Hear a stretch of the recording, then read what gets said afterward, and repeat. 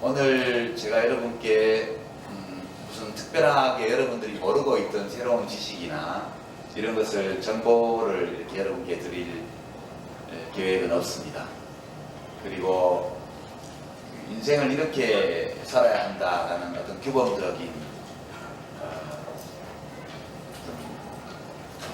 규범적인 명령이나 혹은 뭐 요령 또는 세상을 잘 살아가는 방법에 대한 노하우 이런 것들을 전수하려는 것도 아니고요. 어떻게 살 것인가라는 포괄적인 주제를 가지고 그냥 산다는 문제에 대한 제 생각을 여러분들께 말씀드리고요. 여러분들이 이걸 그냥 받아들일 필요는 없죠. 저 사람은 삶에 대해서 저렇게 생각하는구나. 그렇게 보면서 여러분 자신이 자기의 삶에 대해서, 나의 삶에 대해서, 또는 타인에 대해서, 또는 내가 살고 있는 이 세상에 대해서 평소 가지고 있는 생각이 어떠한지, 내 생각이 괜찮은 생각인지, 저 사람이 와서 말하는 거하고 이렇게 비교해 볼 때 이런 걸 한 번 더 생각해 볼 수 있지 않나? 이런 느낌이요. 그래서 함께 우리가 2시간 함께 하게 돼 있죠. 제가 한 40-50분 정도 말씀드릴 텐데요. 여러분들이 혹시 오시면서 기대하고 온 어떤 이야기나 이런 게 있을지 모르는데 제가 준비한 것 중에 그게 없을 수 있어요. 그러니까 질의응답 시간을 충분히 또 그 정도로 가지도록 그렇게 하겠습니다. 되게 사람들이 한 생애를 살아가면서 만나는 여러 가지 사건들, 느끼게 되는 여러 감정들 중에 가장 삶을 어렵게 만드는 감정이 몇 가지 있는 것 같습니다. 첫 번째는 외로움이고요. 두 번째는 열등감 같아요. 제 생각에. 외로움에 빠지게 되면 그 시간을 견디기가 굉장히 어려워집니다. 열등감에 빠지면 내일 날이 밝는 것이 또 겁이 나게 돼요. 우리는 살면서 온갖 좋은 감정, 좋지 않은 감정, 또 밝은 느낌, 어두운 느낌을 다 만나면서 살게 되는데 좋지 않은 부정적인 어두운 감정 중에서 최악으로 꼽는 2가지가 외로움과 열등감이 아닐까 저는 그렇게 생각합니다. 근데 과연 나는 잘 살고 있는가? 누구나 다 외로움도 느끼고 열등감도 느끼면서 살아가요. 또 다른 설레임, 기쁨, 즐거움 이런 것도 느끼면서 살아가고 근데 내가 지금 잘 살고 있나? 또는 앞으로 잘 살아갈 수 있을까? 이런 의문이 들 때 그때 내가 잘 살고 있는지 아닌지를 판단할 수 있는 어떤 방법이 있는 것 같아요. 제 생각에는. 저는 제가 이제 2월 달에 정치를 그만두겠습니다 하고 좀 다르게 살고 싶습니다 이렇게 말씀을 드렸는데 제가 그렇게 결심을 한 데에는 지금 말씀드리려고 하는 방법으로 확인을 해봤어요. 내가 지금 잘 살고 있나? 이렇게 계속 살아도 좋은가? 이런 거예요. 결론이 잘 살고 있지 못하다. 그리고 이렇게 계속 살면 안 될 것 같다. 그런 결론이 나서 정치를 그만하고 글 쓰는 일로 돌아와서 내가 살고 싶은 생활을 해야 되겠다. 그렇게 결심을 하게 됐습니다. 제가 이제 그런 결심을 할 때 어떤 방법으로 내가 잘 살고 있는지를 확인했는가 하면 이런 방식으로 했어요. 제가 사진을 오늘 여러 가지 준비해 봤는데요. 먼저 제 사진을 막 보여드릴게요.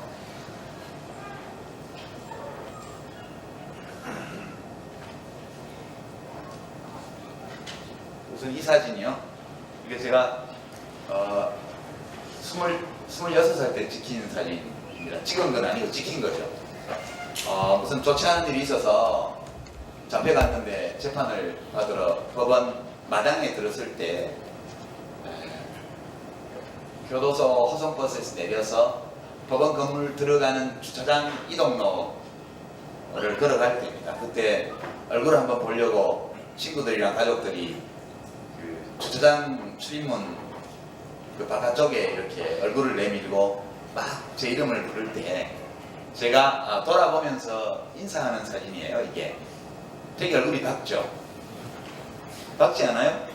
행복해 보이지 않아요?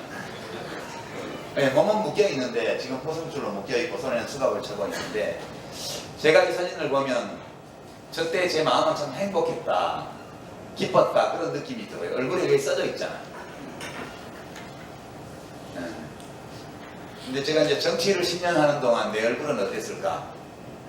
그런 의문을 가져봤습니다. 그래서 이제 10년 동안 제가 좀 시끄럽게 정치를 했기 때문에 뭐 제가 하는 일마다 좀 많이 시끄러웠어요. 그래서 10년 정치하는 동안 미디어에서 보도한 저의 얼굴을 확인을 요즘 해봤습니다. 요즘 인터넷이 있어서 2003년 4월 달에 제가 국회의원이 되었는데요. 딱 10년 전.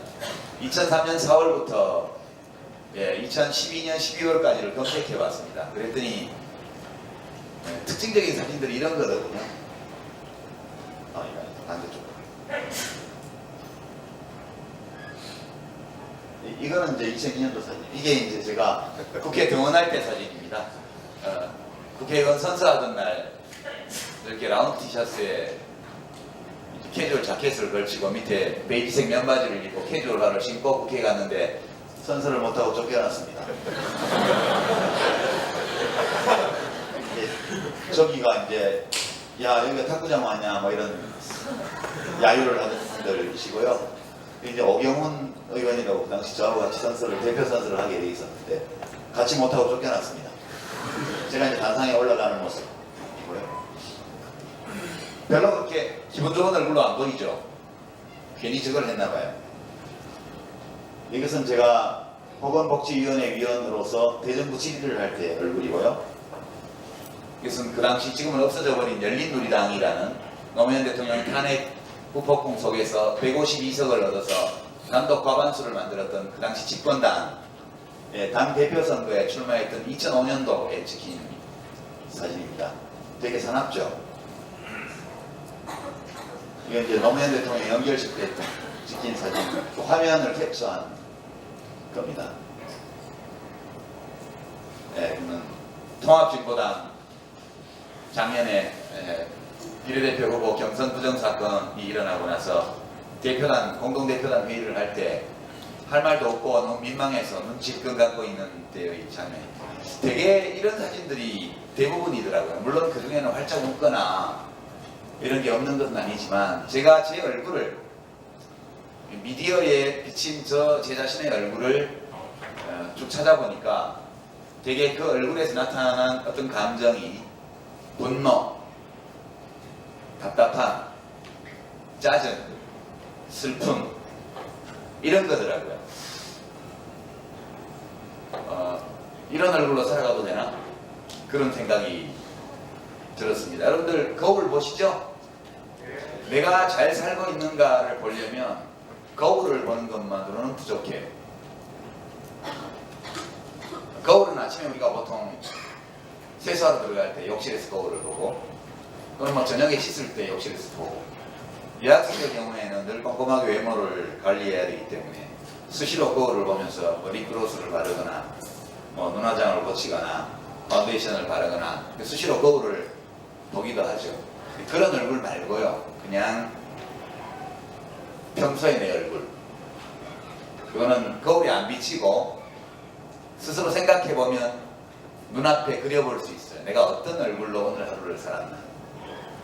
또는 어떤 얼굴로 최근 열흘을 살았나. 이런 것들을 여러분들이 눈 속에서 그려볼 수가 있을 거예요. 스스로.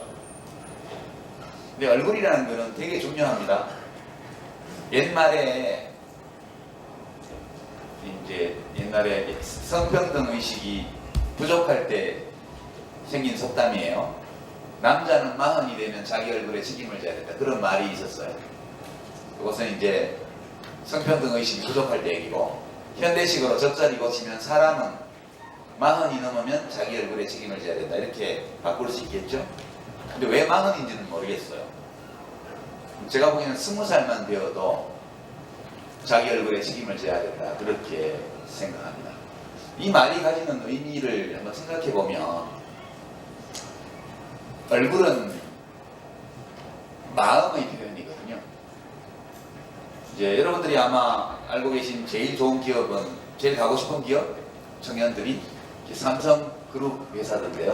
여론조사를 보니까 삼성그룹의 창업자가 지금 이건희 회장의 부친인 이병철 회장이 창업자입니다.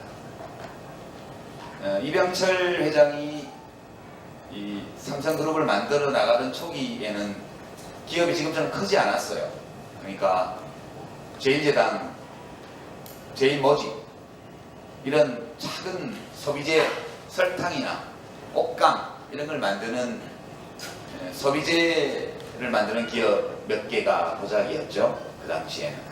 그리고 70년대 중반에 전자산업으로 진출하면서 오늘날의 삼성그룹의 모태가 만들어집니다. 물론 제일제당이나 이런 데 설탕 이런 걸로 엄청난 독점 이윤을 누린 그 돈을 가지고 전자산업으로 진출을 했죠.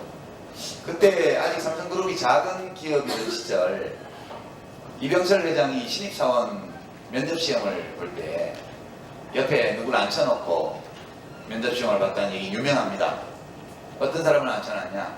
관상 보는 사람을 앉혀놓고 신입사원을 뽑았다는 거예요.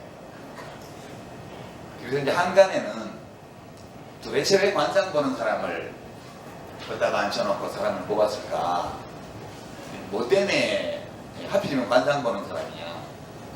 소문으로는 특히 이제 이병철 회장이나 삼성그룹에 대해서 비판적인 의식을 가진 분들은 워낙 불법적인 일을 많이 하면서 기업 경영을 했기 때문에 배신하지 않을 사람을 고르려고 그랬다, 그런 해석이 널리 퍼져 있죠. 근데 저는 꼭 그런 것은 아니라고 생각해요. 제가 지금처럼 삼성그룹이 뭐 1년에 막 숫자를 엄청 뽑으면 회장님이 직접 면접을 볼 수 없겠죠. 그러나 그렇지 않고 직접 기업 경영자로서 내가 면접하는 사람을 뽑는다면 저도 얼굴을 볼 것 같아요. 제가 관상 전문가는 아니지만. 근데 뭐 때문에 얼굴을 보냐? 잘생겼냐? 못생겼냐? 그거는 특별히 기술이 필요 없죠. 그냥 그거는 보면 알잖아요. 자기 취향에 따라서 어떤 얼굴형을 마음에 들어하고 안 들어하고 그러니까. 근데 실제로 얼굴을 통해서 뭘 보냐면 그 사람의 마음을 보려는 거예요. 마음. 사람의 마음은 얼굴 표정으로 나타나요. 여러분들이 만약 기업을 운영하는 사람이라면 어떤 사람을 뽑겠어요? 마음이 바람 부는 바다처럼, 여기 해양대학교도 바람 많이 부는 날은 바다가 되게 사납잖아요. 그런 사람을 뽑겠어요? 아니면 오늘처럼 이렇게 날씨 좋은 날 앞바다처럼 마음이 고요한 사람을 좋아하겠습니까? 당연히 누구나 마음이 평온한 사람을 뽑고 싶어 하죠. 관상이라는 것은 얼굴을 보는 게 아니에요. 관상을 본다는 것은 뭘 보기 위한 거냐? 심상을 보기 위한 거예요. 심상을. 사람의 마음이 왜 얼굴로 나타날까? 감출 수 있지 않나? 못 감춰요. 우리가 사람을 엘리베이터 안에서 누구랑 이렇게 어색하게 마주섰을 때 여러분 어떻게 합니까? 그냥 눈이 딱 마주치면 이렇게 하지 않나요? 약간 웃는 표정? 내가 당신에게 적대감을 갖고 있지 않다는 표시로. 그죠? 일부러 표정을 지어 보일 수 있어요. 또 연기자들은 울고 웃고 놀라고 이런 표정들을 마음대로 만들어내죠. 진짜 연기 잘하는 사람은 울 때 어떻게 우냐? 정말 슬픈 생각을 한대잖아요. 아버지 돌아가셨을 때, 어머니 돌아가셨을 때, 이럴 때를 생각한대잖아요. 그래서 그 기분으로, 그 감정으로 푹 빠져들면 눈물이 나오는 거예요. 정말 슬픈 표정이 나오는 거예요. 우리의 안면 근육은요, 일종의 자율신경. 내가 일부러 표정을 짓지 않아도 내 마음속에 어떤 감정이 느껴지면 그 감정이 안면 근육의 움직임을 통해서 자동적으로 나타납니다. 일부러 표정을 지어 보일 수는 있지만 진짜 좋아서 웃는 표정과 내가 저 사람에게 웃는 모습을 보여줘야 되겠다고 생각해서 짓는 웃는 표정은 다르죠. 여러분 다 알고 계실 겁니다. 영장류는 일반적으로 표정이 있죠. 개나 고양이 물론 화가 나면 이렇게 콧등을 찡그리고 이빨을 드러내 보이고 이런 건 있지만 안면 근육이 움직여서 표정을 만들어내지는 않죠. 그러나 원숭이, 오랑우탄, 침팬지, 보노보 이런 영장류 동물들은 다 표정이 있습니다. 영장류 중에서 단연 압도적으로 풍부한 표정을 만들 줄 아는 게 인간이에요.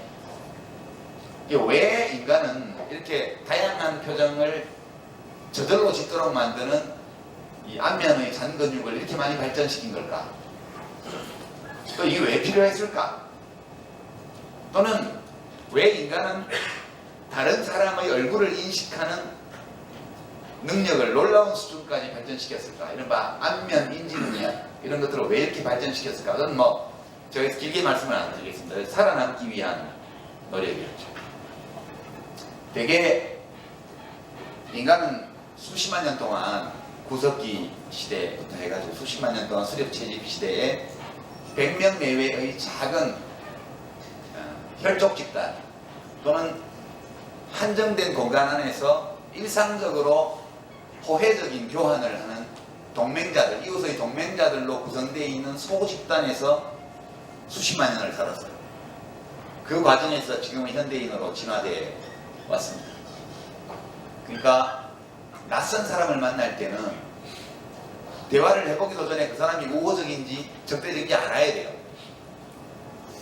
그래서 PR을 구분하지 못하면 살아남기 어려운 경우가 대단히 많았기 때문에 우리 얼굴 표정이라는 것은 기본적으로 그 사람의 마음의 상태를 드러내도록 만들어졌고 내가 마음속에 어떤 사람에서 우호적인 감정을 느끼면 빨리 표현해야 돼요. 그래야지 공격을 안 받죠. 그 상대방의 얼굴에서 적대적인 감정을 읽어내면 곧바로 대비에 들어가야 돼요. 그걸 읽지 못하면 당하는 거니까. 서로 간의 필요에 의해서 굉장히 정교한 안면 표정과 그 인식 기술을 우리가 진화적으로 발전시켜 왔다고 저는 생각해요. 그러니까 내 얼굴을 보면 내 마음이 어떤 상태인지 알 수 있다는 얘기예요. 그러니까 늘 외로움, 또 소외감, 분노, 짜증, 두려움 이런 부정적 감정에 사로잡혀서 살아가는 사람의 얼굴에는 그 부정적 감정이 어떤 형태로든 나타나게 되어 있습니다. 반면 배려, 연대의식, 기쁨, 즐거움, 황홀감 이런 긍정적이고 밝은 감정을 느끼면서 살아가는 사람은 얼굴에 그것이 또한 나타나게 되어 있습니다. 내가 잘 살고 있는지를 또는 이대로 계속 살아가도 좋을지를 판단할 때 어떤 논리로 판단할 수도 있고 어떤 경험을 가지고 판단할 수도 있겠으나 종합적으로 내 자신이 나의 삶을 가장 잘 판단할 수 있는 길은 내 얼굴을 보는 거예요. 그래서 이제 인간이 살면서 그런 아주 긍정적인 감정, 행복한 감정에 사로잡혔을 때 어떤 얼굴을 하게 되는가를 함께 좀 볼게요.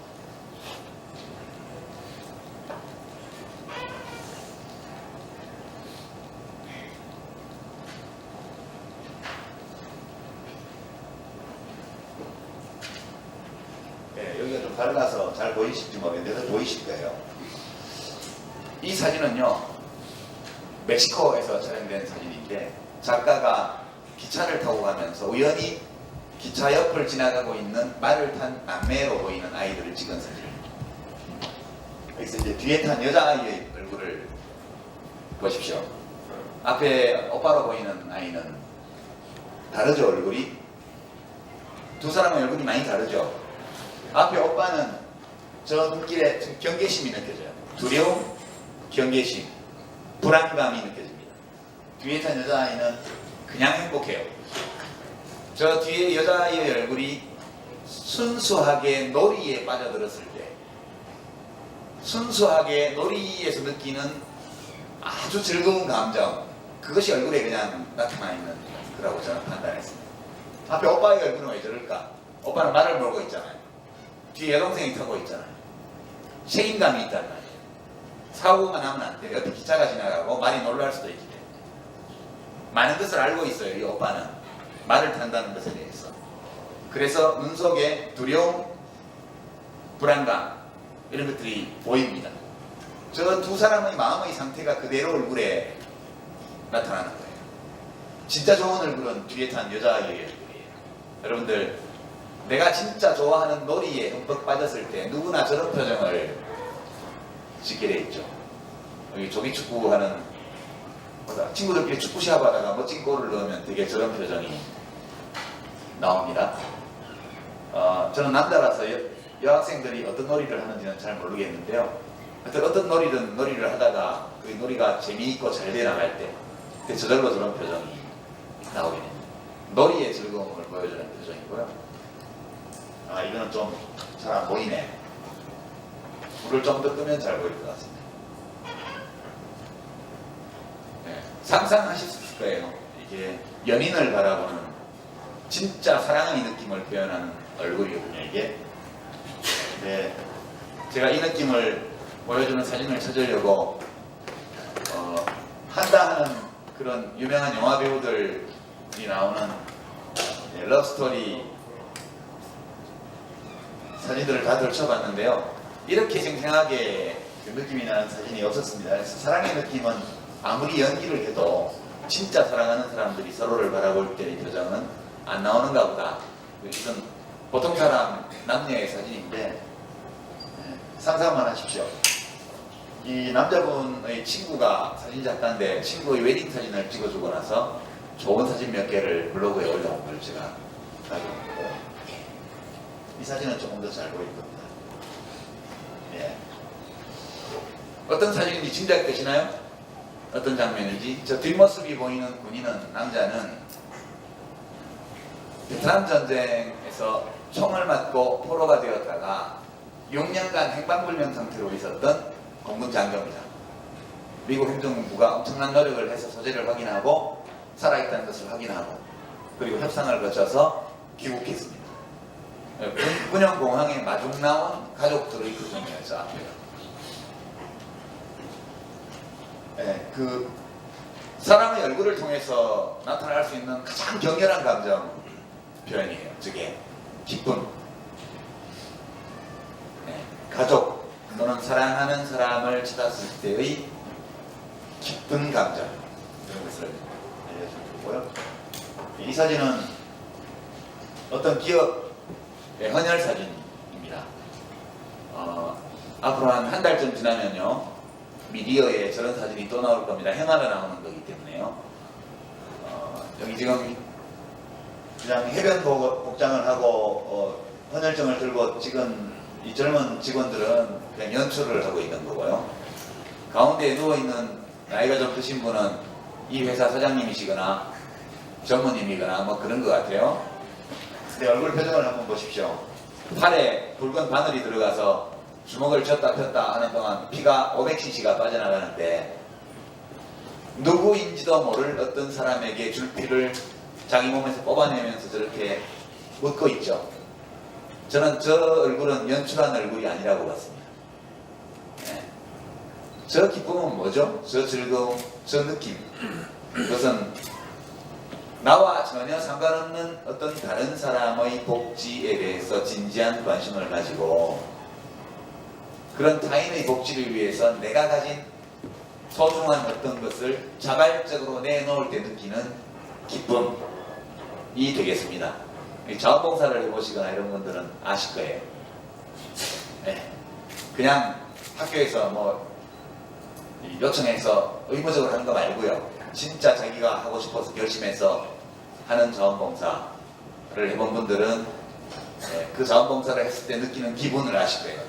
저는 이것을 연대의 기쁨이라고 말합니다. 지금 우리가 넉 장의 사진을 봤는데요.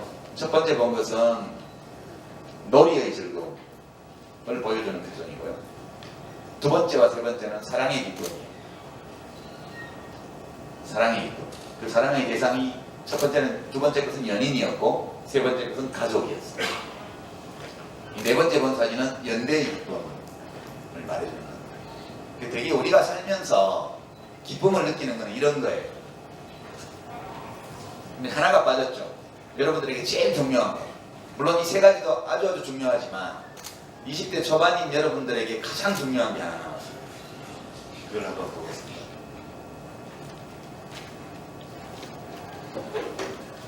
예.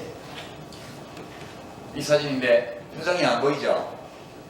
이 사진은 고층 빌딩 유리 외벽을, 특수 강화 유리로 된 고층 빌딩 외벽을 청소하는 남자로 추정되는 두 노동자의 일하는 모습이에요. 너무 높은 곳에서 일을 하고 있기 때문에 표정을 찍을 수가 없습니다.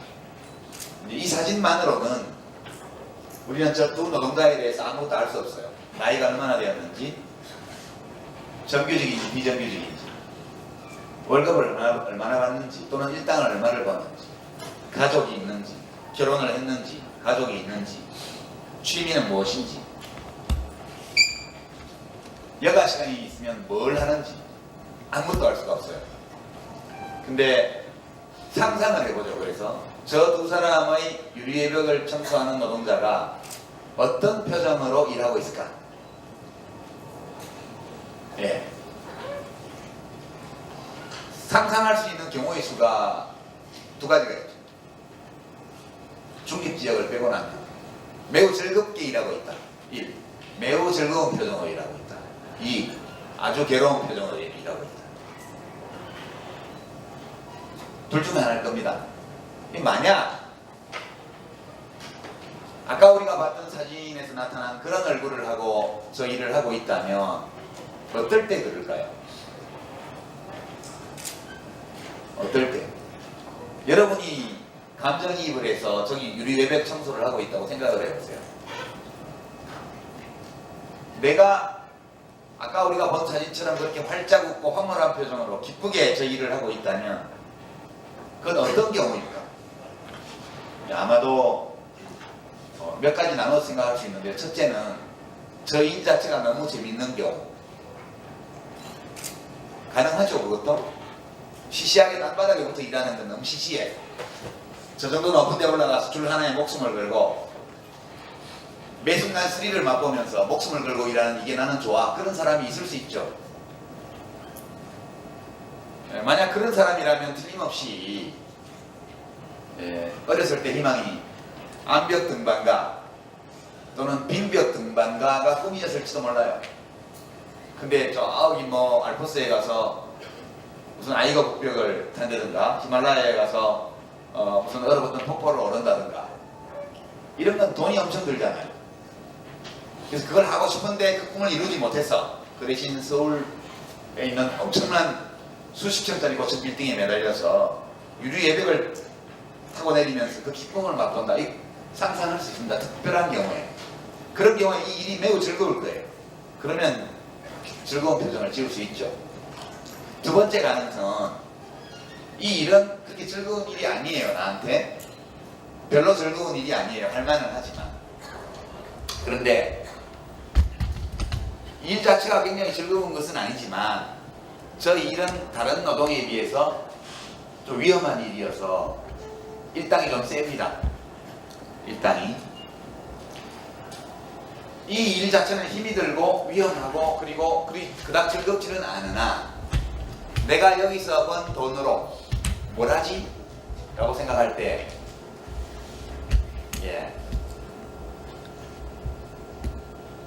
이런 딸이 있다든가 이 돈으로 우리 딸한테 이걸 해주면 우리 딸이 이런 표정을 지을 거야 라고 생각한다든가 또는 이런 연인이 있다든가 또는 이런 가족, 이렇게 사랑하는 가족이 있다든가 또는 여가 시간에 여기서 번 돈의 일부를 들어서 뭔가 내가 다른 사람을 위해서 뭔가를 해주는 데 즐거움을 느끼거나 이런 이유들 때문에 이 일 자체가 즐겁지는 않지만 그래도 할만한 거야. 그렇게 생각하면 이 일을 웃으면서 할 수 있을 것 같아요. 근데 그렇지 못한 경우라면 이 사람은 어떤 사람일까 하면, 첫째, 이 일이 나한테 즐거운 일은 아니다. 둘째, 사랑하는 사람도 없다. 즐기는 놀이도 별로 모르겠다. 그리고 남을 위해서 이걸 쓰는 기쁨도 나는 모른다. 그냥 다른 일을 하면 좋겠지만 할 수가 없었어. 이거밖에 없어서 그냥 한다. 이렇게 되면 이 일이 매우 괴로울 거라고 생각해요. 제가 의도적으로 사진을 이렇게 보여드렸는데요. 되게 우리 삶은 뭘로 채워지냐 하면 일, 첫 번째가 일. 우리는 깨있는 시간의 절반 이상을 일에 써요. 여러분들 대학을 졸업하고 사회에 나가시게 되면 사업을 하든 창업을 하든 직장 생활을 하든 간에 눈 떠 있는 시간의 4분의 2 정도를 일과 관련돼서 보내게 돼 있어요.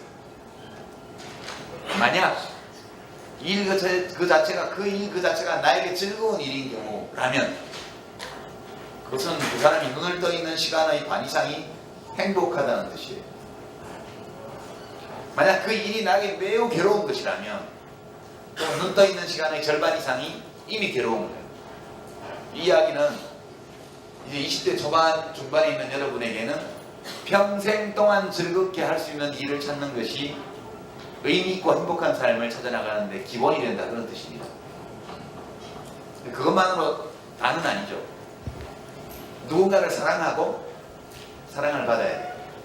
우리 삶의 두 번째 은연은 사랑이에요. 누군가를 사랑하고 누구에게가 사랑받는 것. 세 번째는 노는 거예요. 노는 거. 뭐 요즘 잘 놀아야 일도 잘한다 이렇게 얘기하는데, 그러면 일 안 하면 놀지 말아야 돼요? 물론 잘 놀면 일도 잘할 수 있겠지만 노는 것 그 자체가 너무너무 좋은 거예요.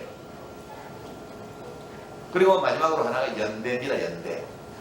그러니까 자기중심적으로 내 사랑을 찾고 내 일을 하고 그리고 내가 즐기는 놀이를 하고 이런 자기중심적인 활동에서 기쁨을 누가 행복을 누리기도 하지만, 나와는 아무 상관없는 사람으로 하여금 그 사람이 그런 행복을 누리도록 만드는데 도움을 주기 위해서 내 것을 자발적으로 내놓을 때 느끼는 기쁨, 이것은 이타적인 행복이에요. 우리 인간의 삶은 이 네 가지로 채워져야 한다가 아니고 실제로 이 네 가지로 채워집니다. 이거 말고는 없어요, 사실은. 그러니까 일, 놀이, 사랑, 그리고 연대, 이 네 가지가 여러분들의 삶을 구성하게 될 겁니다. 여러분 각자의 삶은 그러면 어디에서 달라지느냐 하면 이 네 가지를 어떻게 대합하느냐,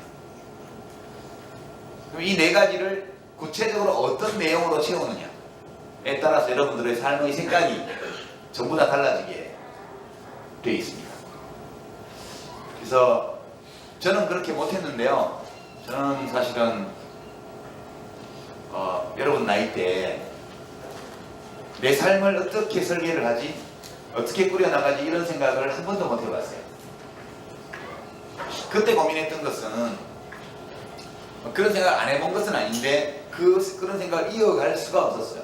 그러니까 제가 여러분 나이 때는 그때가 지금 청와대에 계신 박 대통령의 아버지 박 대통령이 대통령이시던 시절인데요. 그 아버지 박 대통령은 제가 말을 막 배울 때 대통령이 되셨어요. 제가 두 돌이 되기 전에 권력을 잡으셨는데, 제가 대학교 2학년일 때까지 계속 대통령이셨거든요. 18대 동안. 그리고 그 김재규 경호실장이 총으로 쏴서 죽지 않았다면 그 뒤로도 10년 이상은 더 대통령을 하셨을 거예요. 근데 그때 제가 대학을 들어가서 보니까 그냥 이렇게 내 삶만 설계하면서 살기에는 조금 좋지 않은 상황이었어요. 근데 길 가는데 어떤 덩치 큰 남자가 힘없는 사람, 여자, 애들을 패고 있는 걸 봤다, 우리가. 근데 그 남자 덩치가 최홍만 선수만 해요. 여러분 어떻게 하시죠? 같이 말리려고 대들었다가 한 대 맞으면 어디 부러질 것 같아. 제일 좋은 방법은 112에 전화하는 거죠. 빨리 경찰서에 여기 사람 패고 있으니까 빨리 와서 이거 저 사람 잡아가라고 알려주고. 근데 전화를 했는데 그 사람이 받아요. 그 경찰이야. 패는 게. 그럼 대책이 없죠. 되게 우리가 봤던 상황, 그런 상황 비슷했던 것 같아요. 그래서 여기를 눈질끈 감고 내 일이 아니니까 지나가느냐, 아니면 저거는 나쁜 일이니까 달라들어서 한번 엉겨보느냐, 둘 중에 하나예요. 근데 대통령이잖아요. 대통령이 그렇게 노동조합 만든다고 사람 잡아가두고, 자기 생각을 말했다고 사람 잡아가두고, 유신체제는 이제 박정희 대통령이 마음만 먹으면 영구 집권을 하는 체제였는데, 그 유신체제를 비판하면 긴급조치 위반이 되게 돼 있었고, 긴급조치 위반 사건에 대해서 허락 없이 얘기를 하면 그것도 긴급조치 위반이 되게 돼 있었어요. 긴급조치를 비난하면 또 긴급조치 위반이에요. 그거 어떻게 하라는 얘기예요? 그래서 이걸 눈질끈 감고 지나가면 좀 인생이 편할 것 같고, 근데 나중에 늙어서 생각하면 되게 비겁할 것 같더라고요. 내 청춘이. 그래서 같이 덤벼봐야 이기지 못할 거는 너무 뻔하다. 맨주먹으로 뭐 학교 안에서 유행물 뿌린다고 그게 바뀌겠어요? 근데 그냥 지나가면 너무 비겁할 것 같아서, 야, 이거는 소리라도 한번 지르고 가야 된다. 한 대 얻어 터져가 갈비뼈 부러지더라도. 그래서 그때는 한번 소리 지르면 징역 3년이 기본이었거든요. 학교 안에서 독재, 타도, 민주젠지 이런 거 한번 하면 딱 1분간 외치고 잡혀가면 징역 3년이던 때였어요. 판사들은 징역 3년을 정찰죄로 때리고, 법정에 그 당시 중앙정보부 직원들이 나와서 판사의 발언을 일일이 녹음하고 기록할 때예요. 데모를 해도 언론에 보도 한 줄도 안 나올 때고요. 그러니까 어찌 보면 이런 생각을 할 수가 없었어요. 그냥 비겁한 청춘을 보내기 싫어서 그냥 어디 부러질 각오를 하고 대드는 거 말고는 별로 선택의 여지가 없는, 비겁해지든가 어디 부러지든가 둘 중에 하나였으니까 별로 이런 고민을 하지 않았고, 또 우리에게 이런 얘기를 해주는 어른도 별로 없었어요. 인생을 어떻게 살아라 이런 거. 그래서 저는 그렇게 보냈는데 20대를. 그리고 그러다 보니까 정치도 하게 되고 닥치는 대로 살게 되었는데, 뭐 지금도 사회에 문제가 많이 있긴 하지만 적어도 경찰이 길거리에서 사람을 패는 시대는 아니잖아요. 저는 여러분들이 사회에 관심을 가질 필요가 있고, 남들에 대해서 진지한 관심을 가질 필요가 있지만, 이제는 여유를 가지고 자기 삶을 잘 설계하고 그것을 자기가 옳다고 믿는 방식으로 살아가기 위한 준비를 갖추는 게 매우 중요하고도 가능한 시대라고 저는 생각을 합니다. 그래서 이제 맺을 때가 되는데요. 제 강연을 질의응답으로 넘어가기 전에 이제 마지막으로 제가 말씀드리고 싶은 것은 얼굴이에요. 얼굴. 다시 한번 여러분 자신이 하루 종일 어떤 얼굴을 하고 사는가를 스스로 생각해 보세요. 만약 이런 얼굴을 하루에 한두 번씩은 내가 그래도 찍으면서 산다 이러면 좋은 삶을 살고 있는 거예요. 물론 힘든 순간도 있고 괴로움을 느끼기도 하고 부정적인 감정에 휩싸일 때도 있지만, 적어도 하루에 한두 번이라도 내 자신이 이런 표정을 지으면서 살고 있다면 괜찮은 삶을 사는 것이고 그대로 쭉 살아도 좋다. 저는 그렇게 생각합니다. 나 돌아볼 때 지난 일주일간 한 번이라도 저런 표정을 내가 지었는지 잘 모르겠다, 기억이 안 난다 이러면 약간 위험한 상태라고 봐야 돼요. 그대의 삶은 위기에 처해 있을 수도 있습니다. 지난 한 달을 돌아볼 때 한 번도 저런 적이 없었던 것 같아. 그러면 계속 그렇게 살면 안 되는 상황이죠. 뭔가를 바꿔야 돼요. 그래서 여러분들의 얼굴을 이제는 20살이 넘어서 내 삶에 대한 중요한 의사결정을 내 자신이 해야 되는 시기에 왔기 때문에 자기 얼굴에서 나타나는 감정, 자기 얼굴 표정이 타인에게 전달하는 감정에 대해서 여러분 자신이 책임을 져야 될 나이가 되었다. 그렇게 생각합니다. 그래서 그런 얼굴을 하고 살기 위해서는 제일 중요한 것이 내가 나에게 즐거운 일을 찾는 거예요. 나에게 즐거운 일. 부모님의 기대, 사회의 시선, 사람들의 통념 이런 것은 고려 대상이지만 그닥 중요한 것은 아니다. 저는 그렇게 말씀드립니다. 진짜 내가 원하는 거, 그게 뭔지 모르겠다. 그게 제일 위험한 거예요. 예, 그걸 찾아야 된다. 그리고 그 일을 잘 하기 위한 준비를 해야 돼요. 예. 여러분 스펙 쌓느라고 요즘 청년들이 바쁘대는데요. 스펙은 필요하죠. 왜 필요하냐? 스펙은 기능을, 이 사람이 어떤 기능을 갖고 있는지를 나타내는 거잖아요.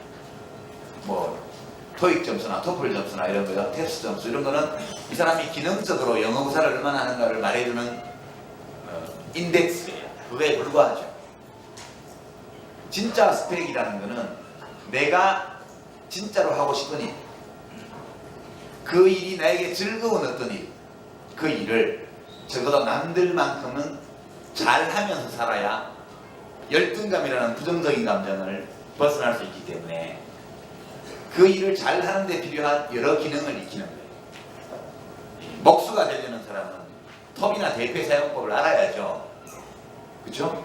톱질 대패질을 잘 못하면 아무리 목수일이 즐거워도 그 사람은 목수일을 제대로 할 수가 없어요. 그래서 내가 원하는 일, 나에게 즐거운 일을 찾고 그 일을 직업으로 삼아서 적어도 남들보다 더 잘하면 더 좋고 적어도 남들만큼은 잘할 수 있도록 거기에 필요한 기능을 익혀나가야 될 시기가 20대 초중반의 시기다. 그게 제일 중요하다는 점 말씀드리고요. 그러나 그것만으로 인생이 채워지는 것은 아니다. 사랑, 놀이, 연대의 기쁨을 함께 배합해서 여러분 자신이 바라는 삶을 설계하고 그 삶을 여러분 자신이 옳다고 생각하는 방식으로 밀고 나가려는 의지, 이런 것들이 여러분의 삶을 가치 있게 만들어 줄 겁니다. 스스로 선택하고 설계하고 결정한 삶을 살지 못한다면 아무리 돈이 많고 아무리 높은 지위에 가고 아무리 이름이 널리 알려져도 그 삶은 의미 있는 삶, 성공하는 삶은 아니다. 그렇게 생각합니다. 여러분들 뭐 우리나라 최고 부잣집 손자가 부러우세요 혹시? 부러우세요? 최근에 언론 보도를 보면 어느 국제중학교에 이건희 회장이 우리나라 제일 부자잖아요. 그 아드님이 이재용 사장인가요? 뭐 30대 나이에 벌써 사장이 됐는데 대한민국 제일 부자의 아들이잖아요. 아버지 세상 떠나시면 자기가 제일 부자 될 거 아니에요. 그 아들이 지금 중학교를 들어갔잖아요. 아빠가 이혼해서 할아버지라고 해서 사회적 배려 대상으로 넣었어요. 그것까지는 뭐 그럴 수 있다고 저는 생각해요. 근데 딴의 성적을 깎아내려서 순위를 바꿔서 입학했다가 지금 자퇴한 거 아닙니까? 저는 그 이건희 회장의 손자가 되게 안 돼 보여요. 저 아이의 인생에서 스스로 자기가 판단해서 결정할 수 있는 것이 뭐 있을까? 대한민국 최고 부자의 손자이기 때문에 좋은 집에 살고 좋은 차를 타고 명품 옷을 입고 남들이 못 가는 학교를 다니고 외국 유학을 가고 젊은 나이에 회사에 임원이 되고 또 유산을 엄청나게 물려가고 다 그럴 거예요. 그것이 행복은 아니죠. 그것은 그냥 운일 따름이죠. 거저받은 것에는 가치가 없어요. 그러니까 여러분들이 자라온 환경이 전부 다르고 지금 처해 있는 환경이 전부 다르고 자기가 가지고 태어난 것이 다 달라요. 뭔가를 잘하는 사람이 있고 또 그만 못하는 사람도 있어요. 그러나 진짜 인생의 의미라는 것, 그것은 내가 가지고 태어난 것을 가지고 내가 처한 환경 속에서 주어진 많은 제약 조건 속에서 내 스스로 찾은 길, 내 스스로 설계한 인생, 그 인생을 내 힘으로 내가 옳다고 믿는 방식으로 살아나갈 때 지위가 어떠하고 재산이 어떠하며 세속적인 성공과 실패가 어떠한지에 상관없이 그렇게 산 사람은 세상을 떠날 때 다음에 태어난다면 좀 다르게 살고 싶어. 하지만 이미 살아버린 삶도 훌륭한 삶이었다고 생각해. 이렇게 자기 삶에 대해서 자부심을 느끼면서 이 세상과 하직할 수 있다. 저는 그렇게 생각합니다. 결국 세상을 다 살고 떠나면서 자기가 살아온 삶이 최상의 삶은 아니었을지라도 최선을 다한 삶이었고 주체적인 삶이었다고 자기 스스로 평가할 수 있는 그 삶만이 의미 있는 삶이다. 우리 인생에서 가치 있는 것은 그것밖에 없다. 저는 그렇게 생각하면서 여러분들 지금 여러분 나이에 꼭 해야 할 일, 나에게 즐거운 일을 찾고 그 일을 잘하기 위한 준비를 갖추는 일에 매진하시기를 바랍니다. 네, 이걸로 제 강연을 마치고요. 질의응답 시간 갖도록 하겠습니다. 고맙습니다.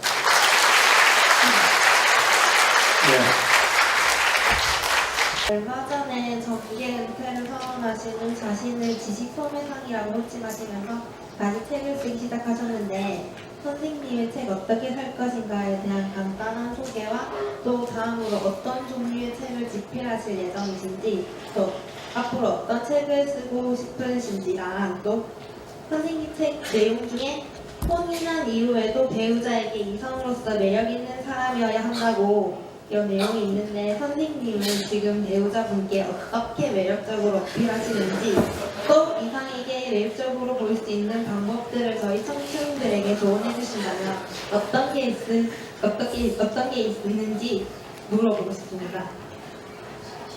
예. 이 책 소개는 뭐 오늘 강연 내용과 관련된 거니까요. 그냥 제가 한 개인으로서 삶에 대해서 느끼는 여러 가지 생각들을, 감정 이런 것들을 적어놓은 책입니다. 그냥 세상 살면서 참고해 보시면 좋겠다 그런 뜻으로요. 지금 후속 작업하는 것은 이제 지난해 대통령 선거가 끝나고 나서 갑자기 한국 현대사의 책에 관한 관심이 굉장히 증가해서 한동안 잊혀졌던 옛날 현대사 책들이 막 팔린다는 뉴스를 보고 얼마 안 있어서 그 열풍이 식어버렸다 이런 뉴스를 보고 지금 청년들이 읽을 만한 한국 현대사 책이 별로 없나 보다 그런 생각이 들어서 제가 살아온 한국 현대사에 관한 이야기들 이런 것들을 좀 하는 책을 지금 작업 중이고요.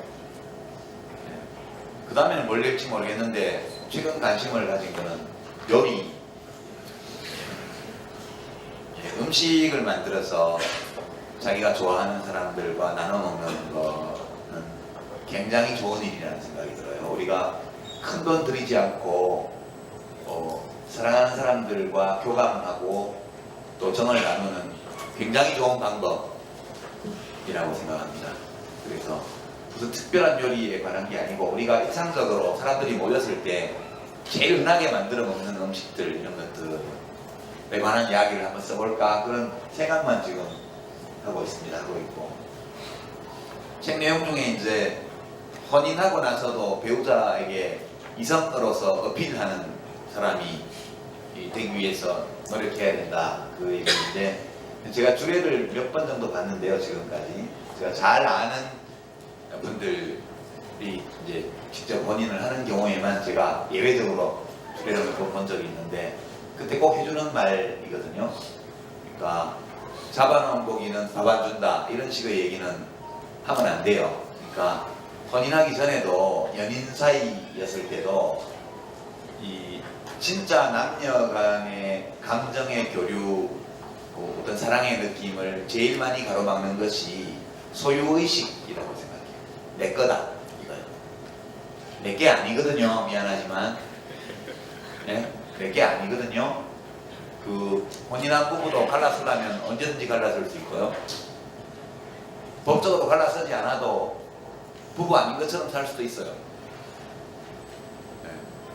그리고 혼인하기 전에는 더 말할 나위도 없겠죠. 사람은 다른 사람의 것이 될 수 없어요. 그 점이 제일 중요하다고 저는 생각합니다. 그래서 이 여자가 언제든 나를 떠날 수 있다. 이 남자가 언제든 나를 떠날 수 있다. 이 생각을 해야만 끊임없이 보이지 않는 잠재적 경쟁자에 대한 라이벌 심리를 가지고 후회를 계속할 수 있죠. 표현되지 않는 사랑이라는 것은 존재하지 않는 거나 마찬가지라고 저는 생각합니다. 어떤 식으로 이걸 표현하냐? 좀 약간 좀 사생활이라 그렇긴 한데요. 그래도 정치하는 동안에는 그런 거를 참 생활이 굉장히 불안정해서 최근에는 영화관에도 자주 다니고요. 예, 그리고 맛있는 거 사주면 다 좋아해요. 예, 그런 아주 작은 이벤트들 같은 거죠. 하는 거 하고 특히 이제 아이들 중학교 1학년짜리 아들이 아직 있기 때문에 이제 가족들끼리 보내는 시간이 혼인한 사람들에게는 매우 중요한 것 같습니다. 뭐 큰 게 아니고요. 아주 작은 것들이 중요한 것 같고 혼인하기 전인 연인들 사이에서도 저도 뭐 연애 박사는 아니지만 제일 중요한 것은 존중 같아요. 존중이고 두 번째는 이 사람이 나를 항상 생각하고 있다는 거. 그걸 확인하는 게 매우 중요한 것 같아요. 그래서 큰 이벤트보다는 예, 어떤 사랑의 느낌이 왔을 때 그것을 다양한 방식으로 그때그때 잘 표현하는 거예요. 내가 자기를 얼마나 사랑하는지 모른단 말이야? 이런 멍청한 말을 하면 안 돼요. 예, 그거는 표현을 안 하면 모르는 거예요. 그래서 저는 표현이 매우 중요하다. 예, 어떤 형식으로. 그런 정도 생각을 가지고 살고 있습니다. 안녕하십니까. 저는 해상업학부 문정입니다. 먼저 좋은 말씀 감사드립니다. 강의 시작하시면서 하신 가장 와닿는 단어 중에 외로움이랑 열등감이라는 단어가 가장 많이 와닿았습니다. 그 중에서도 열등감이라는 감정은 상대방이랑 자신을 비교하지 않는다면 벗어날 수 있는 감정이라고 생각합니다. 그런데 외로움이라는 감정은 자신이 즐거운 일을 찾는 과정에서도 준비하는 과정에서도 불가피한 감정이라고 생각합니다. 요즘들 머릿속에 화두로 잡고 있는 게 머리가 시키는 삶인가 아니면 가슴이 시키는 삶인가입니다. 그러면서 요즘 생각이 드는 거는 결국 자신의 꿈이란 머리가 시켜서 가슴이 두근거리는 게 아닌가라는 것이었습니다. 그런데 가슴의 외로움이 채워지려면 사람을 만나고 소통하는 데서 채워지는 게 아닌가라는 생각에 스스로도 어떤 삶이 제게 진정 원하는 삶인지 답을 내리기가 어렵습니다. 머리로 생각하면 지금 목표를 이루기 위해서 혼자 앉아서 뜻한 말을 외쳐야 되는데 때로는 외로움이라는 감옥에 갇혀서 앞을 나아가기 어려울 때가 많습니다. 이럴 때는 외로움을 견디면서 머리가 시키는 삶을 따르는 것이 맞는가요? 아니면 가슴이 채워지는 외로움이 채워지는 소통하는 삶이 제가 진짜 원하고 즐거워하는 삶인지 그 답이 답을 좀 네, 이 질문을 예측했던 건 아닌데 마침 적절한 사진이 있어서요. 좀 앞에 불을 한번 끄보시죠. 이 외로움, 고독에 대해서인데 이게 진짜 이제 우리 삶에서 아주 극복하기 어려운 문제입니다. 이제 질문 형식은 이거냐 저거냐 이렇게 물으셨는데요. 혼자 있다고 고독한 건 아니거든요. 혼자 있다고 외로운 것도 아니에요. 또 사람들 속에 둘러싸여 있다고 외롭지 않은 것도 아니에요. 진짜 이 외로움이라는 감정은 좀 다른 차원의 문제라는 생각이 들어서 이 사진을 먼저 보시면 특별한 느낌이 있어요? 여러분? 동물의 왕국에서 노상 나오는 장면이잖아요. 이 포식자가 있고 피식자가 있고, 그죠? 산양떼 중에서 부모하고 떼어져서 무리해서 혼자 이제 소외된 어린 양이 지금 공격 대상이 되어 있고, 저렇게 잡아먹어야 집 하나 펴보면 살죠. 이것이 자연의 먹이사슬의 일부라는 거 다 알고 있습니다. 이 사진을 보면 생존 경쟁, 먹이사슬, 포식자, 피식자, 육식동물, 초식동물 이런 단어들이 그냥 떠오를 거예요. 별다른 느낌을 주지 않습니다. 근데 똑같은 사진을 다른 걸 하나 보여드리죠. 이 사진입니다. 아무 사진 설명 없이 10초 동안만 이 사진이 주는 느낌을 한번 여러분 마음에 담아보시죠. 뒤에서 있는 건 독수리입니다. 앞에는 이긴 여자아이가 지금 굶주림과 갈증에 지쳐서 죽어가고 있는 장면이에요. 그냥 어떤 느낌이 드는지 어떤 생각이 드는지 잠시 동안만 한번 마음속에 담아보십시오. 이게 그냥 객관적으로 과학적으로 얘기를 하면 앞의 사진이나 이 사진이랑 똑같아요. 포식자와 비식자가 있습니다. 독수리는 죽은 고기만 먹으니까요. 죽기를 기다리고 있는 거예요. 먹이 사슬이고요. 모든 것이 동일해요.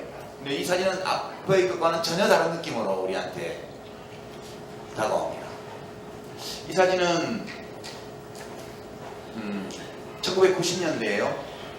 아프리카 수단에서 내전이 벌어져서 부족 간에 또 서로 다른 무장 집단 간의 엄청난 학살과 약탈, 강화, 살인, 강간 이런 것들이 벌어질 당시에 어떤 사진 기자가 국제 구호단체와 함께 수단 지역에 들어가서 우연히 본 장면을 찍은 사진입니다.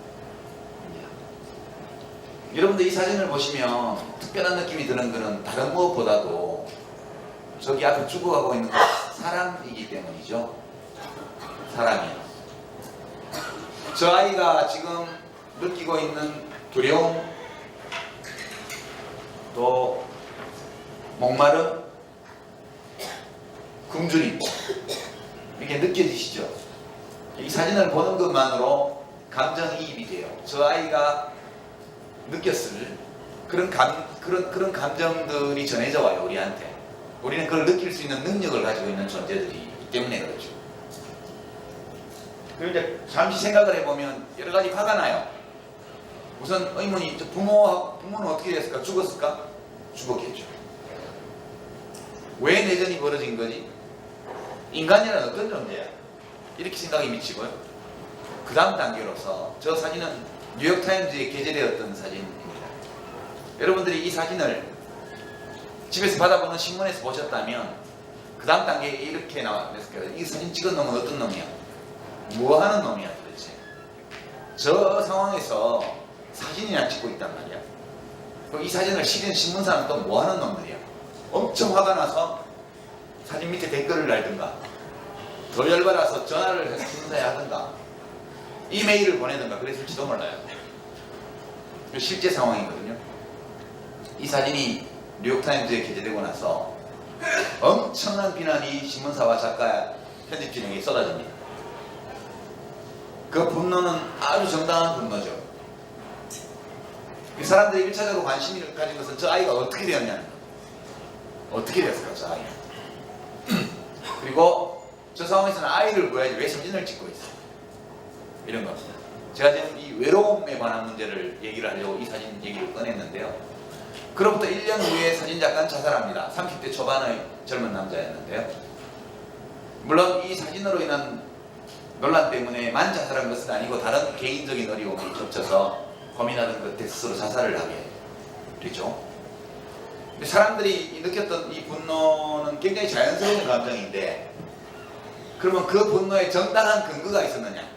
그건 아니에요. 그러면 사실은 어떻게 된 걸까? 사실은 이 작가는 국제구호단체의 구호소에서 멀리 떨어진 지역에 어떤 일이 벌어지고 있는지를 알고 싶었어요. 그래서 위험을 무릅쓰고 구호소에서 멀리 떨어진 지역을 탐사하러 나갔습니다. 그러던 중에 우연히 이 장면을 보게 되죠. 빨리 사진을 찍었어요. 그리고 가서 독수리를 쫓아냅니다. 여러분이라도 그랬을 거예요. 가서 돌을 집어던지고 막 이렇게 독수리를 내쫓습니다.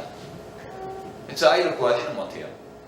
왜냐하면 여기는 구호소에서 너무 멀리 떨어진 곳이기 때문에 아이를 구하려면 안고 가야 되는데, 구호단체 활동가들과 기자들에게 내려진 행동 강령 중에 제일 중요한 것이 난민들과 직접 신체 접촉을 하지 말라. 왜냐하면 온갖 전염병이 돌고 있기 때문에. 그래서 이 기자는 이 아이를 안아주지 못합니다. 구하지 못했죠, 결국은. 그리고 이제 돌아와서 지인들에게, 친구들한테 많이 울면서 얘기합니다. 이 아이를 안아주지 못한 것을 후회하면서 굉장히 많이 울었다고 그래요. 이것이 이제 팩트입니다. 근데 뉴욕타임즈는 왜 싫었을까? 뉴욕타임즈는 수단에서 벌어지고 있는 참상을 알리고 싶었죠. 그래서 언론의 기능이라고 봤기 때문에. 그래서 국제사회의 관심을 촉구하고 구호 활동에 더 많은 재정 지원이 이루어지기를 원했기 때문에 그 사진을 실었어요.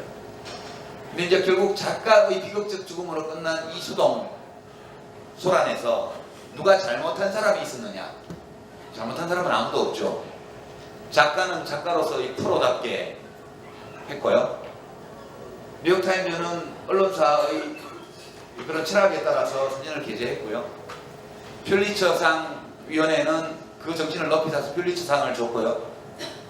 독자들은 엄청난 분노에, 정당한 분노에 사로잡혀서 항의 전화를 했습니다. 누구도 어떤 나쁜 의도를 갖고 있었거나 느끼지 말았어야 될 부당한 감정을 느끼고 한 것은 아니에요. 모든 사람이 우리 인간으로서 정상적인 행동을 한 겁니다. 그런데 소통은 실패했죠. 소통은 완벽하게 실패했습니다. 이 작가가 그때 느꼈을 외로움, 고독함, 서운함, 이걸 한번 상상해 보세요. 누구의 잘못도 없지만 소통은 실패했거든요. 제가 이 말씀을 드리는 이유는 대개 우리가 외로움을 느낄 때 언제냐 하면 타인과 교감, 소통이 안 될 때 외로움을 느껴요. 그렇죠? 왠지 내가 없으면 친구들끼리 모여서 나를 뒷담화가는 것 같은 느낌이 들 때, 또 사람들은 다 자기들끼리 잘 지내는데 나만 잘 섞이지 못하는 그런 느낌을 가질 때, 또는 내 의도는 그게 아니었는데 사람들이 나를 자꾸 오해할 때, 한번 오해가 생겨서 풀어보려고 노력하면 노력할수록 더 꼬일 때, 그럴 때가 있죠. 여러분은 아직 학생이지만 사회에 나가게 되면 직장에서 우리 과장님은 나는 좋은 뜻으로 했는데 맨날 꼬투리만 잡아서 야단을 쳐부터 시작해서, 왜 사람들은 나를 있는 그대로 보고 나의 동기를 있는 그대로 봐주고 나를 이해해주지 않고 자꾸 나쁜 쪽으로 해석을 할까? 오해할까? 이런 상황에 거의 다 예외 없이 직면하게 됩니다. 그때 외로움이 가중되죠. 혼자 있다는 것은 아무것도 아니에요. 혼자 있는 시간이 필요합니다. 외로움이라는 것은 그 자체가 나쁜 감정은 아니에요. 그러나 그 외로움이 주는 나쁜 어떤 측면을 상쇄하는 다른 즐거움, 이런 것들이 없을 때, 균형이 무너지면 이 외로움, 고독이라는 것은 마음의 병으로 연결되는 무서운 감정이 되는 겁니다. 되게 외로움을 느낄 때는 그 외로움의 이면에 타인에 대한 서운함, 타인과의 단절감을 느껴요. 그리고 나를 있는 그대로 봐주고 이해하려고 해주지 않는 세상에 대한 원망으로 비치고요. 자기 자신이 쓸데없는 존재처럼 느껴지게 돼요. 그래서 이 외로움이 깊어지면 우울증으로 연결되고요. 우울증이 깊어지면 자기 삶의 가치나 의미에 대한 부정적인 인식이 생기고, 그래서 혹심한 마음의 고통을 겪은 끝에 자살하기도 합니다. 실제 우리 국민 6명 중에 1명은요 자살을 생각해 봤습니다. 통계를 보면 우리나라에서는 10만 명 중에서요 해마다 35명이 자살을 해요. 1인당 국민소득이 $1,000도 안 되던 시절에는 그것이 7명이 지나지 않았는데 지금은 그래서 4배가 넘는 숫자가 자살을 합니다. 거의 권위주의 독재가 판을 치고 학교에는 폭력이 병행하고 군대에서 맞아 죽어도 진실이 다 은폐되고 이러던 시절이에요. 그때가. 그렇게 힘든 시절에도 사람들은 그렇게 많이 자살하지 않았어요.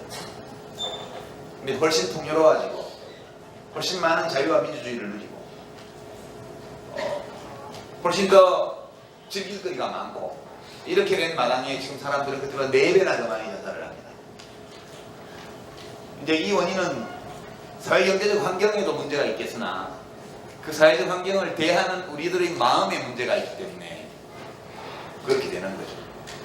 이 사례를 보시면 위로가 될 거예요. 소통에 실패하고 타인과 교감하지 못해서 내가 외로움을 느낄 때 잘못이 나에게 있는 것은 아니다, 그런 뜻이에요. 꼭 잘못이 나에게만 있는 것은 아니다. 또는 남에게도 잘못이 없는 경우가 있다. 누구의 잘못도 아니지만 소통에 실패하기도 한다. 그러나 때로는 누구의 잘못이 있을 때도 있겠죠. 일단 소통에 실패하고 타인과 교감하지 못하는 것이 꼭 나의 잘못만은 아니라는 사실을 그것을 생각해야 된다고 봐요. 또한 그럴 때 타인이 나에 대해서 나쁜 의도 또는 악한 감정을 지니고 있어서 그렇게 되는 것만도 아니라는 생각을 할 필요가 있어요. 위로가 될 겁니다. 원래요 소통은 어려운 거예요. 우리는 보통 소통이 잘 되는 것을 정상적인 상황으로 보고 그것이 안 되면 이상한 상황, 잘못된 상황으로 간주합니다. 저는 이 판단이 잘못되었다고 봐요. 원래 소통은 안 되는 게 정상이에요. 일부라도 소통이 되면 그것이 기적이에요. 여러분들은 다 개성을 가지고 있는 독립된 인격체들인데 나가 있는 그대로 봐주고 그대로 이해하고 그대로 존중하고 거기서 더 얹어서 나를 사랑해 주기까지 하는 사람이 있느냐 이렇게 물어보세요. 자기 자신에게. 답을 쉽게 못 찾을 거예요. 부모님도 그렇게 못 해줘요. 여러분들 부모님이 모르는 세계를 가지고 있잖아요. 부모님이 가지고 계신 세계와 여러분의 세계 사이에는 교집합도 넓게 있지만 서로 엇갈리는 다른 부분들도 있는 거예요. 저는 딸이 대학생인데 딸의 세계 중에 모르는 게 많거든요. 이미. 그렇습니다. 우리 아들이 중학교 1학년인데 벌써 모르는 게 생겨요. 부모도 나를 완벽하게 있는 그대로 이해하고 알고 이해하고 존중하고 사랑해 주지 못해요. 여러분 자식이 그렇게 할 수 있을 것 같아요? 여러분이 부모님을 그렇게 해주고 있다면 가능하겠죠. 여러분도 부모님에 대해서 완벽하게 부모님을 이해하고 소통하면서 있는 그대로 존중하고 사랑하나요? 그렇지 않잖아요. 우리 아버지는 이게 문제야. 우리 엄마 왜 그런지 몰라. 다 하잖아요. 여러분들이 그렇게 하는 만큼 여러분 자녀들도 나중에 생기면 그렇게 할 거예요. 연인이 그렇게 해줄까요? 초등학교 동창생 친구가요? 또는 혼녀 배우자가? 절대 그렇게 못해요. 나를 있는 그대로 완벽하게 알고 이해하고 존중하고 사랑해주는 사람이 한 명도 없는 게 정상이에요. 근데 누군가가 그걸 해주잖아요. 완벽하다고까지는 못해도 그래서 상당히 어느 정도 나를 그렇게 해준다. 이런 사람이 한두 명이라도 있으면 굉장히 행복한 거예요. 이게 어떤 자유와 관련된 문제인데요. 제가 한 3월 달쯤에 페이스북에 어떤 시를 하나 올렸었습니다. 그게 그 50년대에 활동했었던 김수용이라는 시인이 썼던 김일성 만세라는 시였습니다. 그 시가 혹시나 오해하실까봐 다른 분들한테 말씀드리면은 그 진짜 김일성이 어떤 만세를 김일성이 뭐 추앙하고 이런 게 아니라 김일성 만세도 외칠 수 있어야만이 진정한 민주주의다라는 의미의 시였습니다. 근데 그 시를 올리자마자 거의 하루 안에 엄청나게 그러니까 댓글은 안 달리는데 저한테 전화가 오더라고요. 이거 큰일 났다고, 뭐 기무사에서 연락 온다고 달리는 분들이 그렇게 막 연락이 와서 겁이 나가지고 급하게 또 내렸던 적이 있었습니다. 그게 상처가 남았었는데요. 그게 그 이후에 최근에 그 광주 민주화 운동에 대해서 일부에서부터 시작해서 얼마 전 지난주에 백분토론대 변희재 대표가 광주 사태라고 했던 내용들까지. 그런 부분을 지금 그때의 경험을 생각을 해보면 제가 김일성 만세라는 말조차도 할 수 있어야 된다고 생각했던 것처럼 광주 사태나 광주 폭동이나 광주 민주화 운동도 만약에 그게 정치적인 색깔이나 어떤 불순한 의도가 없이 순수하게 어떤 역사적인 고찰이라면 검토가 다시 한번 될 수도 있다고 생각을 합니다. 근데 그게 사실 아직까지 약간 몇 가지 걸리는 부분이 있어서 그런데 그 부분에 대해서 조금 말씀을 좀 해주시면 감사하겠습니다. 예, 표현의 자유에 관한 질문으로 제가 알아들었습니다.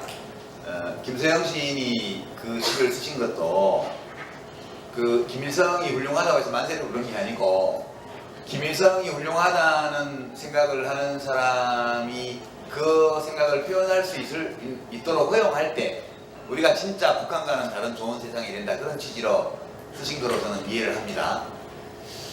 근데 이제 이 표현의 자유 문제에 관해서 여러 가지 오해가 있는 것 같아요. 우선 터무니없는 주장을 허용하면 안 된다 이런 견해가 있죠. 그것은 저는 옳지 못한 생각이라고 봐요. 원래 표현의 자유라는 것은 사회 구성원의 대다수가 터무니없다고 생각하는 그런 견해에게 주어지기 위해서 있는 거예요. 사회의 대다수가 옳다고 생각하는 견해에 대해서는 특별히 표현의 자유를 강조할 이유가 없어요. 다수가 좋아하는 견해이기 때문에 그걸 제약할 수 있는 사람이 아무도 없다고요. 원래부터 자유라는 관념은 국가 권력과 개인의 관계에서 국가가 개인에게 가하는 억압과 이 제약 이런 것들을 풀어헤치기 위해서 만들어진 개념이에요. 자유라는 것은 다수에 대한 소수의 자유를 말하는 거예요. 언제나 집단에 대한 개인의 자유를 말하는 거예요. 그러니까 진짜 자유가 보장된 사회라는 것은 사회 구성원 대다수가 터무니없다고 생각하는, 판단하는 그런 견해까지도 형성하고 표현할 수 있는 자유, 그게 표현의 자유예요. 그러니까 그 김수영 시인이 이 점을 정확하게 이해를 하셨던 분인데요. 지금 여기 해양대학교 교문 앞에서 누가 김정은 장군님 만세 외친다고 생각해봐요. 사람들이 여러분 뭐라 그러겠어요? 되게 아마 지나가면서 별 미친놈 다 있네 이러고 지나갈 거 아니에요. 저는 그건 놔둬도 된다고 봐요.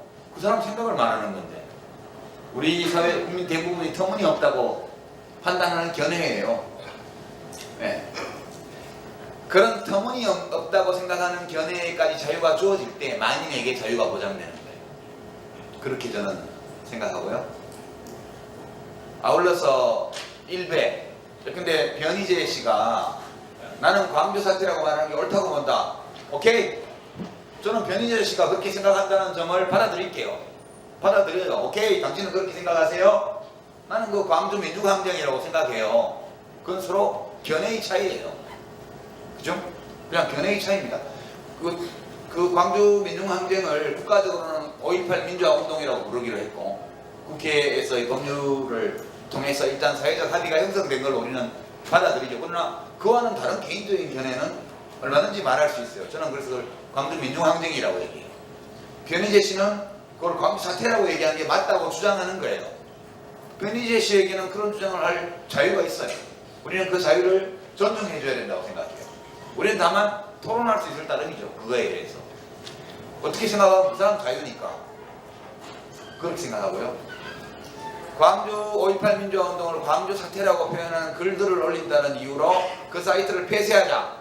이 주장은 김일성 만세를 외치는 자유가 있어야 대한민국이 진짜 자유사회다라는 글을 싣는다는 이유로 어떤 사이트를 폐쇄하자는 주장과 똑같아요.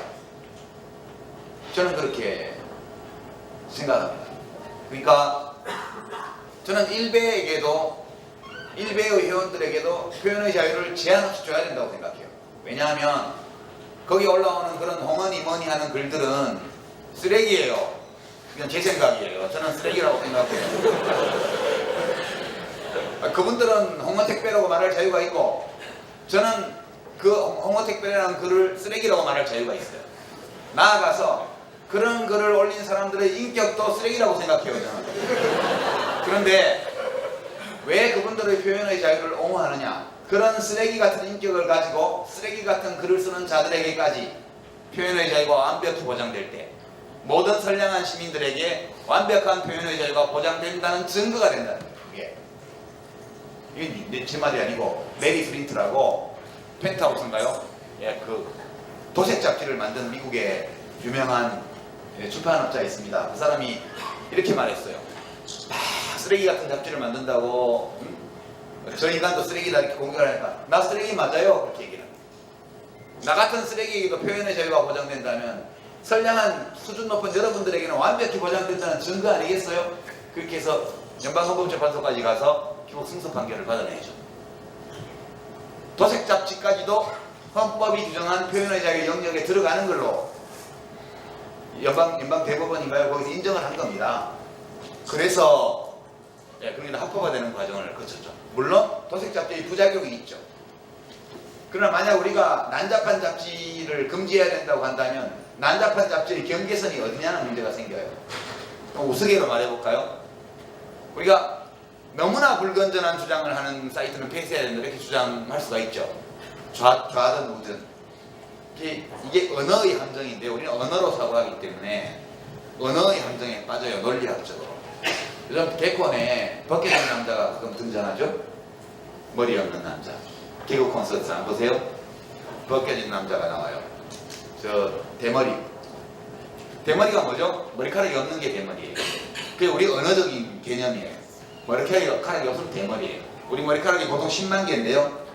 머리카락이 한 올도 없어. 대머리죠? 대머리 맞죠? 머리카락이 한 개 있으면 어떡해요? 한 개 있으면. 그래도 대머리예요. 2개 있으면요. 그것도 대머리 같아. 5,000개 있으면 10만 개인데 5,000개면 20분의 1밖에 안 되니까 그것도 대머리지. 10,000개 되면 어떤데요? 그럼 사람들이 슬슬 헷갈리기 시작해. 5만 개 있으면 대머리냐 아니야? 반이나 있는데 그럼 대머리라고 할 수 없지. 그렇게 얘기해요.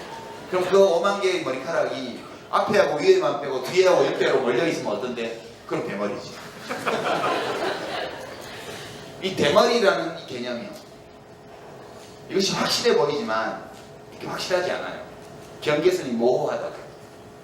불건전함 있죠. 불건전하다는 것은 어떤 상태가 있어요. 우리가 생각하는 게.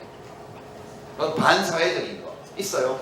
그렇지만 그 모든 불건전해 보이는 주장들 중에서 금지 입을 막아버려야 될 것과 그렇지 않은 것의 경계선이 매우 모호한 거예요. 그래서 열어놔야 되는 거예요. 그러나 그 사이트에서 그 사람들의 표현의 자유, 그 사람들이 그런 방식으로 표현의 자유를 행사함으로써 누군가의 보호받아야 마땅할 자유와 권리가 부당하게 침해되었다면 그것은 처벌을 해야죠. 형사적인 처벌도 해야 되고요. 그 행위를 한 사람을 민사적으로 손해배상을 받을 수도 있고요. 그러니까 제 답은 일베 사이트는 놔둡시다.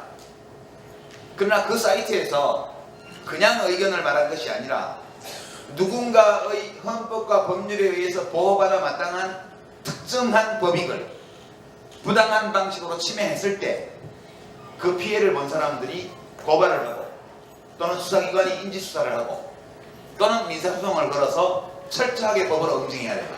이것은 좌든 우든 어떤 주장이든 마찬가지예요. 이렇게 하는 것이 우리가 살고 있는 자유사회, 민주주의 국가의 기본 논리라는 것. 그 점은 분명히 말씀드립니다.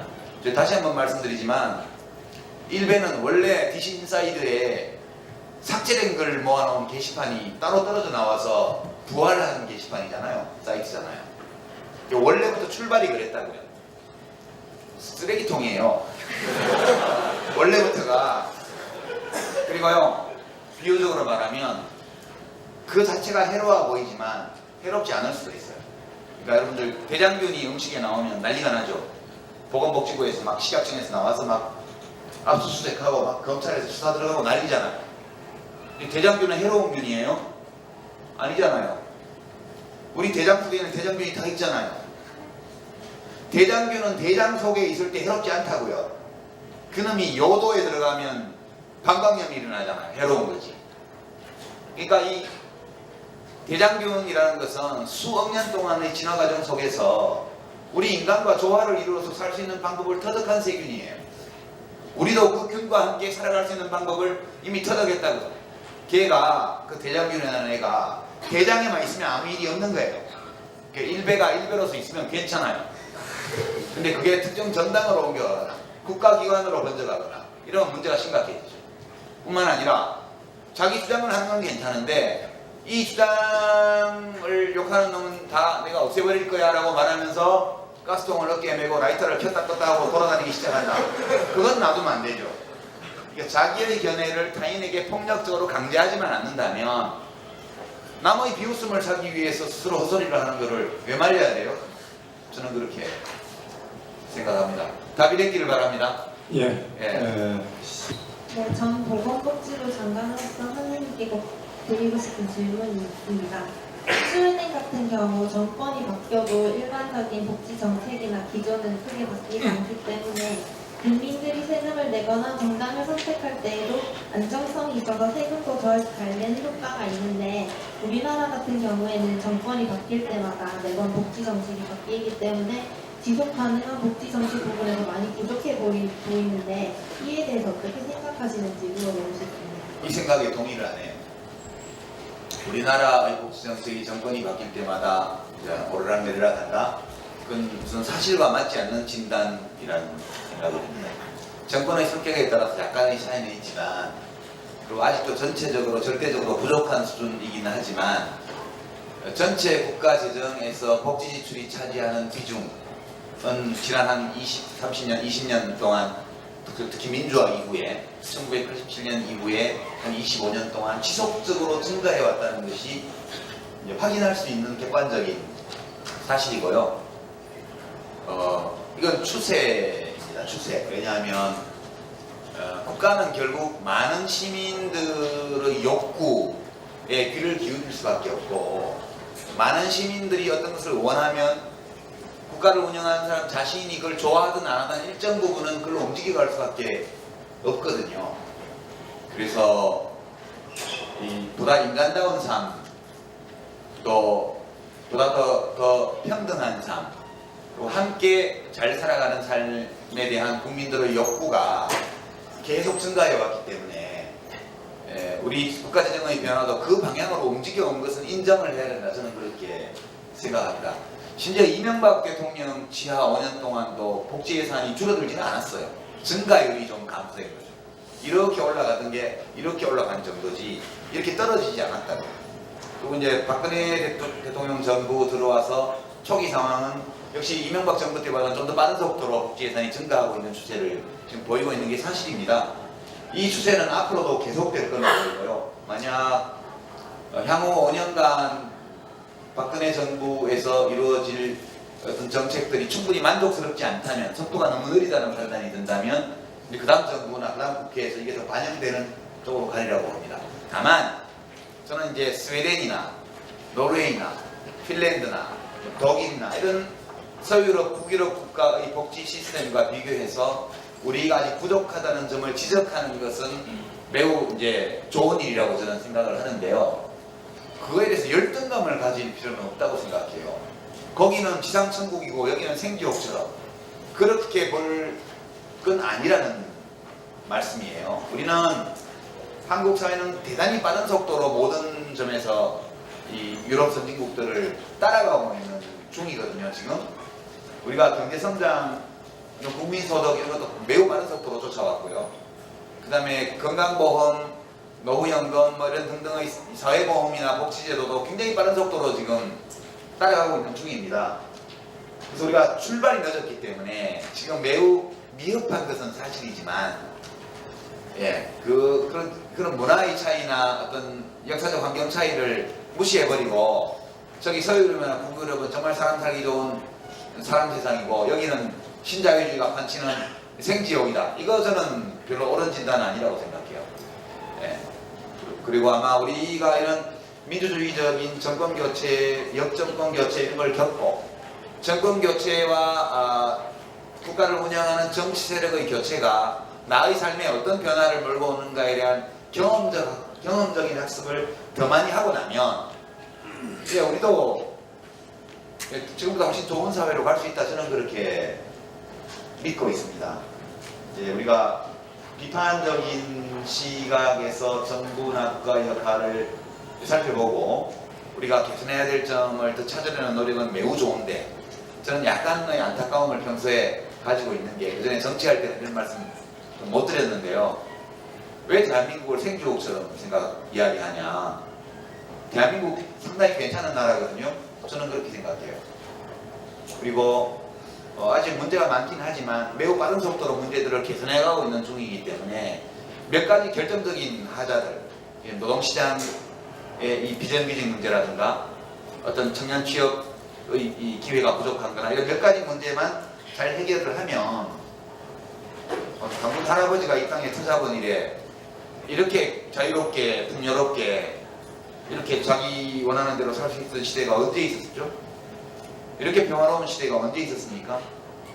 그러니까 우리가 더 좋은 것은 원하더라도 내가 가지고 있는 귀한 것의 가치는 그것대로 알고 인정하고 누리면서 가면 더 좋지 않을까, 그런 기우를 좀 말씀을 드리면서 대한민국 괜찮다 그렇게 저는